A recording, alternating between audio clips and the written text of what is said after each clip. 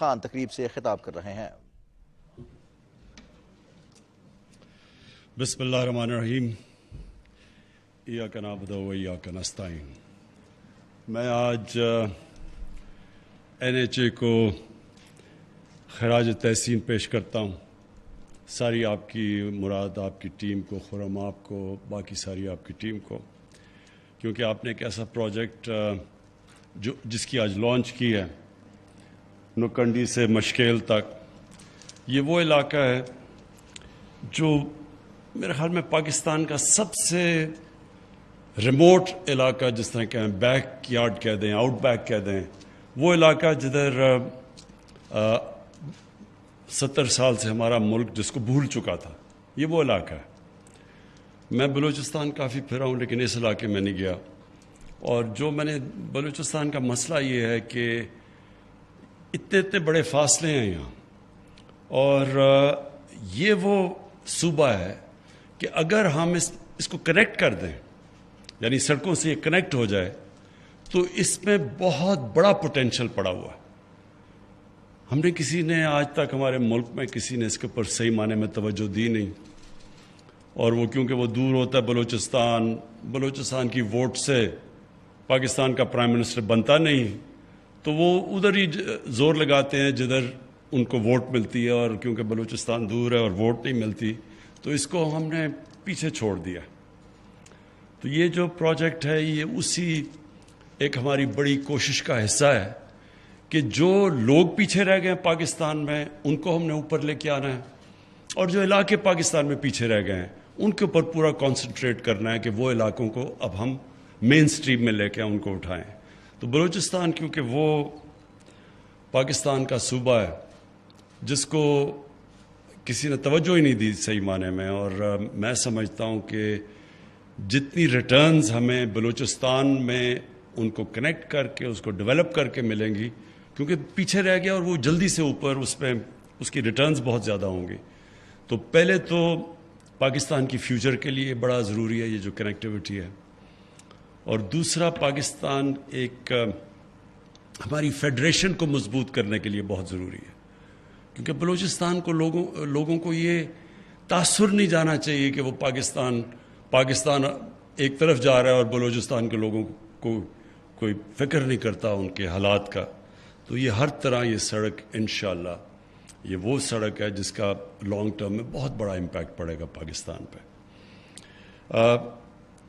اب میں جو اس کے آگے جو بات کرنا چاہتا ہوں وہ یہ کہ دیکھیں، جو ہماری حکومت آئی پہلا سال صرف حکومت نے سروائیو کرنے میں لگایا ہے فائنینشلی۔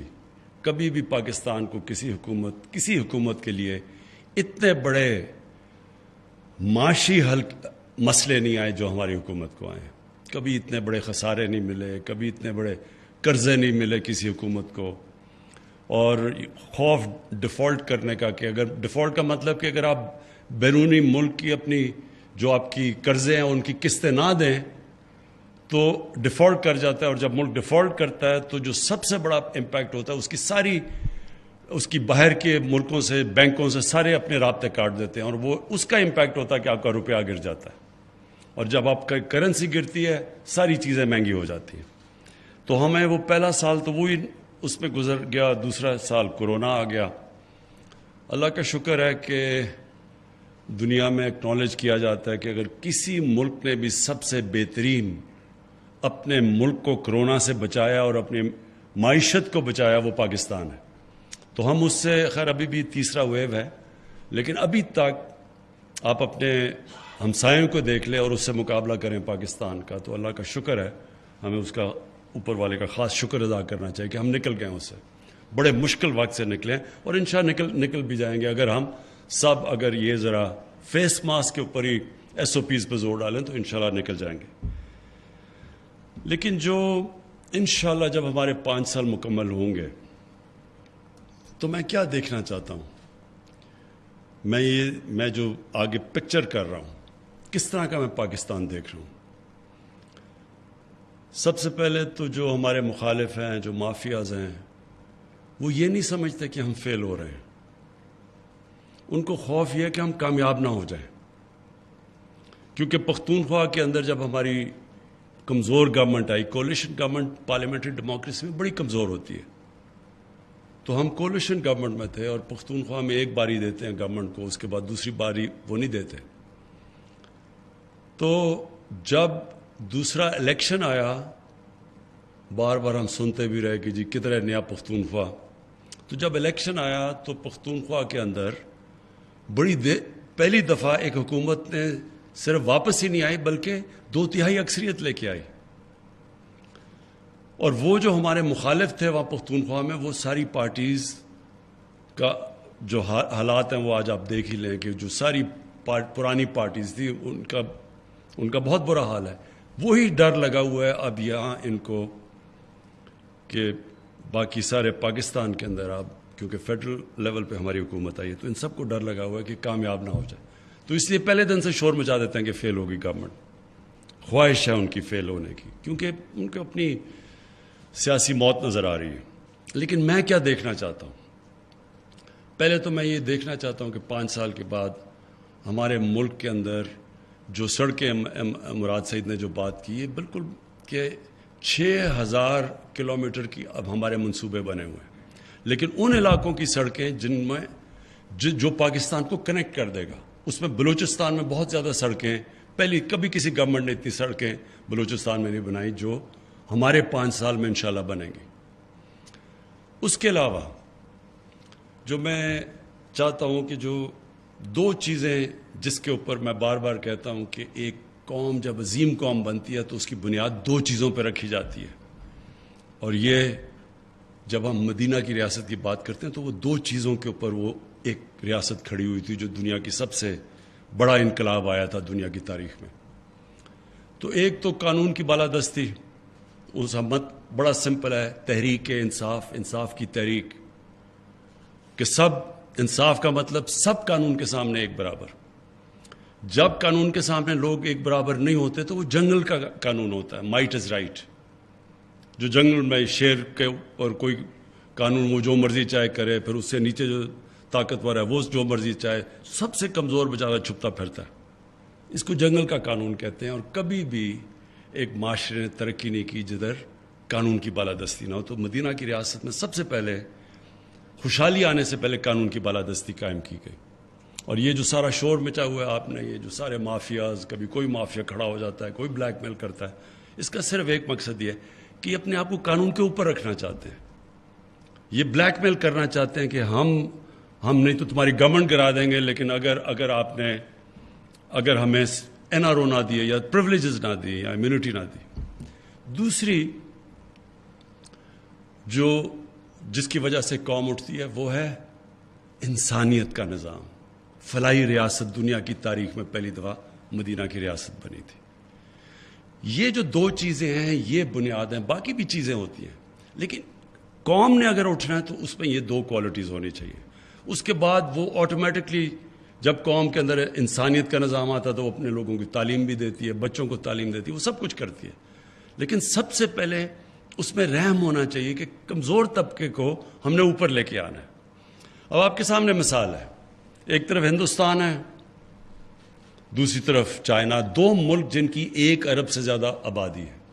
35 سال پہلے چائنا اور ہندوستان تقریباً ایک ہی جگہ پہ کھڑے تھے، صرف 35 سال پہلے. آج چائنا کدھر ہے اور ہندوستان کدھر ہے؟ کیا فرق ہوا ان دونوں میں؟ چائنا کے اندر لیڈرشپ آئی جس نے طاقتور کو قانون کے نیچے لے کے آئے. 450 وزیروں کو انہوں نے جیلوں میں ڈالا کرپشن پہ. اس سے جو سرکاری نوکر تھے وہ تقریباً کوئی 100,000 سے اوپر تھے. لیکن صرف وزیروں کو، منسٹیریل لیول کے لوگوں کو 450 کو جیل میں ڈالا. قانون قائم کیا انہوں نے کہ طاقتور کو قانون کے نیچے لے کے آئے. اور دوسری چائنا نے کیا چیز کی جو دنیا کی تاریخ میں نہیں ہوئی، انہوں نے اپنے غریب طبقے کو اوپر اٹھایا. دنیا کی تاریخ میں یہ نہیں ہوا کہ 70 کروڑ لوگوں کو انہوں نے پچھلے 30 سال میں غربت سے نکال کے اوپر لے آئے. اور ابھی چائنیز پریزیڈنٹ نے اناؤنس کیا کہ ہم نے غربت، ایکسٹریم پاورٹی ختم کر دی ہے چائنا میں. ہندوستان میں دیکھیں کتنے وزیروں کو انہوں نے جیلوں میں ڈالا. اور پھر غربت دیکھیں, سب سے زیادہ امیر اور غریب میں ہندوستان میں فرق ہے. تو اوپر آنے کے لیے یہ ریکوائرمنٹس ہیں دو جو کہ مدینہ کی ریاست میں. طاقتور کو قانون کے نیچے لے کے آؤ, نچلے طبقے کو اوپر اٹھاؤ, فلاحی ریاست بناؤ.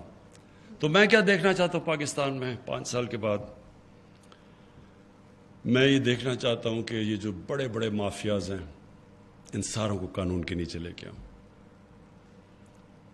ان کو پہلی دفعہ پاکستان میں رول آف لا قائم کریں. رول آف لا کا مطلب ہوتا ہے قانون کی حکمرانی. جو جنگل کا قانون ہے اس میں طاقت کی حکمرانی ہوتی ہے. اگر کسی نے کلاسک اگزامپل دیکھنا ہے پاکستان میں کیا ہوا 90 کی دہائی میں, 88 میں پیپلز پارٹی پاور میں آئے, آصف زرداری سیدھا پرائم منسٹر ہاؤس.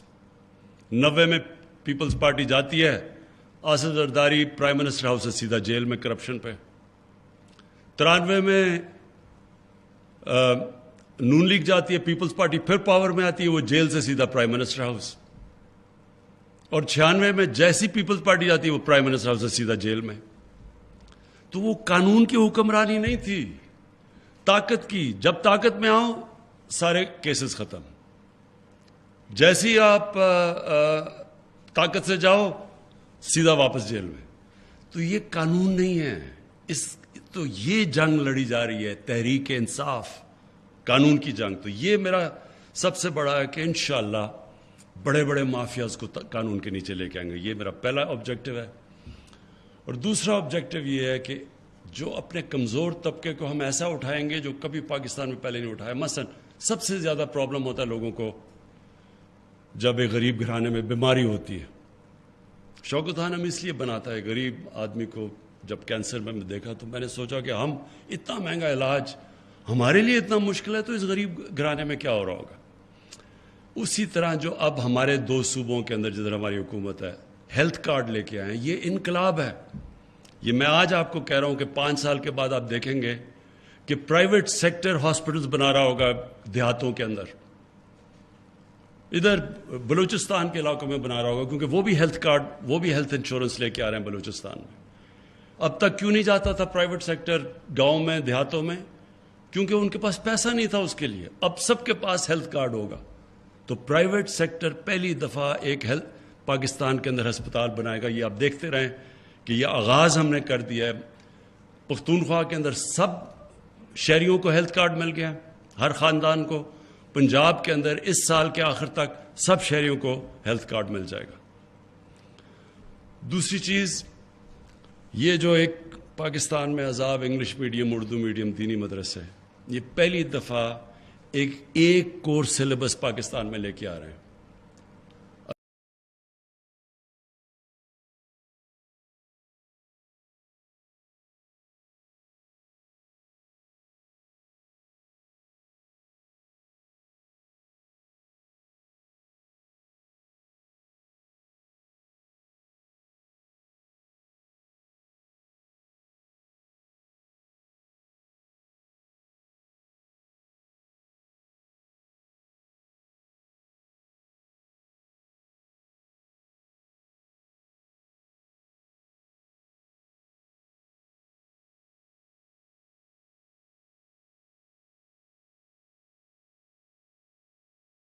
گاہ ہر جگہ جدھر مزدور جاتے ہیں ہماری کوشش ہے کہ وہاں ایک پناہ گاہ ہو کہ مزدور آ کے مفت ٹھہر سکیں, ان کو کھانا دے سکیں, ان کو اچھی رات سو سکیں, ان کو کرایہ نہ دینا پڑے, ان کو کھانے پہ پیسے خرچ نہ کرنا پڑے, تاکہ جو بھی پیسہ بچے وہ اپنے گھر بھیج سکیں. یہ ایک انشاءاللہ سارے پاکستان میں ہماری کوشش ہے جال پھیلے پناہ گاہ کا. اور دوسرا انشاءاللہ یہ جو ہماری کوشش ہے اب کہ ہماری ٹرک چلیں جن کے اوپر کچن بناؤ, ہر غریب علاقے میں جائیں کہ کوئی بھوکا نہ سوئے, کہ بنیادی چیز پہ غریب علاقوں کے اندر لوگوں کے پاس کھانا ہم پرووائڈ کر سکیں. اور پھر قانون کے اندر جو ہم نے کوشش کر رہے ہیں کہ آ گیا پختونخوا کے اندر تو آ گیا سول پروسیجر کوڈ کو چینج کر کے اس میں اصلاحات کی ہیں. پنجاب میں آنے والی ہیں تھوڑی, اس میں اس وقت کہیں عدالت میں چیلنج ہوا ہے. کوشش یہ ہے کہ اب زمینوں کے کیسز ہیں وہ 50 سال لگ جاتے ہیں، تو یہ نیا سول پروسیجر کوڈ کے سے 1 سال کے اندر کیس کا فیصلہ ہونا پڑے گا. تو اس سے بھی ایک بہت بڑا انقلاب آئے گا جو اب تک نہیں آیا. تو انصاف ملے لوگوں کو، عام لوگوں کو تعلیم ملے اور ایک موقع ملے ان کو اوپر آنے کا. اور پھر جو 2 بڑے شعبے ہیں انڈسٹری اور ایگریکلچر، اس کے اندر ابھی بھی پاکستان کی انڈسٹری جس طرح آج اٹھ رہی ہے، میں دعوے سے کہتا ہوں کہ 50 سال کے بعد پہلی دفعہ پاکستان کی انڈسٹری اٹھ رہی ہے. جو انسینٹیوز ہم نے انڈسٹری کو دیے ہیں، لارج سکیل مینوفیکچرنگ کے اندر جو گروتھ ہو رہی ہے، یہ سارے جو ہم نے انسینٹیوز دیے ہیں، آپ دیکھتے رہیں کہ یہ 5 سال کے بعد ہماری انڈسٹری کدھر جائے گی، روزگار کتنا ملے گا. لیکن جو زرعی اصلاحات ہم کرنے جا رہے ہیں، جو کسان کارڈ لے کے آئے ہیں پنجاب کے اندر، انشاءاللہ آپ دیکھیں گے کہ کسان کی ہم نے زندگی بدل دینی ہے. اور ڈائریکٹلی اس کو سبسڈی، ہمارے تقریباً 65% کسانوں کی 5 ایکڑ سے کم زمین ہے، تو ان کو ڈائریکٹ ہم سبسڈائز کریں گے، ان کی کھادیں دیں گے، ان کو کریڈٹ پہنچائیں گے، اس کو امپاور کریں گے. اور غربت کم کرنے کا یہ سب سے بڑا طریقہ ہے کہ چھوٹے کسان کی مدد. ابھی بھی آج کسانوں کے پاس اتنا پیسہ ہے کہ پاکستان کی تاریخ میں کبھی کسانوں کے پاس اتنا پیسہ نہیں آیا. 1100 ارب روپیہ اضافی گیا کسانوں کے پاس، کیونکہ پہلی دفعہ ان کو وہ قیمتیں ملی ہیں گنے کی، ان کو گندم میں وہ قیمت ملی ہے جو کبھی پہلے نہیں ملی، چاول میں، مکئی میں.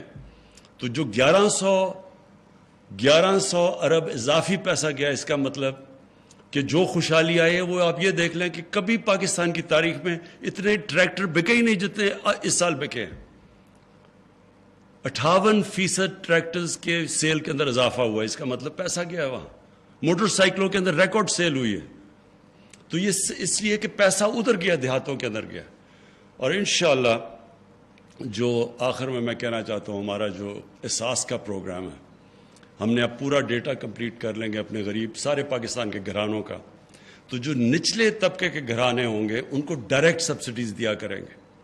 مثلا اگر گندم کی قیمت اوپر گئی تو جو یہ غریب گھرانے ہیں ان کو ہم پھر سبسڈیز دیں گے کہ ان کو اگر قیمت اوپر بھی گئی، کیونکہ ساری دنیا میں ساری کموڈیٹیز کی قیمتیں اوپر گئی ہیں، تو ہم کم از کم ان کو پروٹیکٹ کریں اپنے غریب گھرانوں کو. ایک پورا ہمارے پاس ڈیٹا بیس آ گیا ہے. اور انشاءاللہ آپ دیکھیں گے کہ ہمارا جو آپ احساس کا پروگرام، جس کے اندر ہم اب ڈائریکٹ سبسڈی دے سکیں گے غریب گھرانوں کو. اگر مثلا بجلی مہنگی ہوگی تو ان کو بجلی کی سبسڈی دے دیں گے. اگر گندم مہنگی ہوئی، چینی مہنگی ہوئی، تو ہم ان کو ڈائریکٹ سبسڈائز کریں گے تاکہ اپنے نچلے طبقے کو ہم اس کی حفاظت کریں، اس کی مشکلیں کم کریں، اس کو تاکہ موقع ملے ان کو ہم غربت سے نکالیں. پھر سے مراد سعید آپ کو اور NHA کو میں بہت مبارک دیتا ہوں آج.